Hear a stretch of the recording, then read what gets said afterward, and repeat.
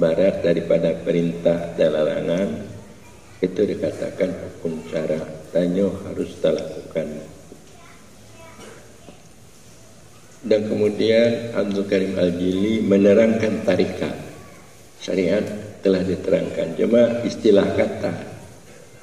Dia mengatakan Allah Ta'ala Muhammad sifat.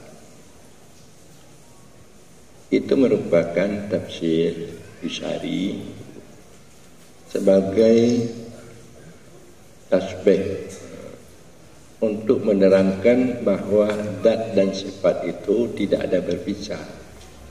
Yang dimaksud hati orang yang beriman dengan Allah tidak berpisah-pisah, selalu ingatannya kepada Allah. Menyatanya bertarikat, hatinya selalu kepada Allah, ingatan. Anjir tua-tua Allah.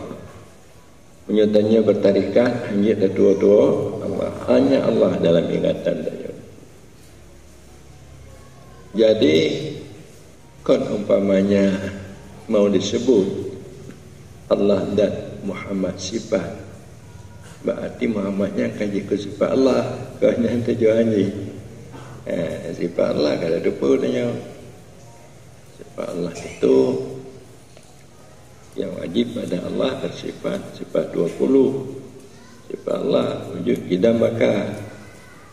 Jadi maknanya Allah dan Muhammad sifat itu bahwa ibarat daripada zat dan sifat tidak berpisah. Yang tarikat hati orang yang beriman dengan Allah hanya berpisah-pisah. Ingat tadi yang menyatakan kabar tarikat.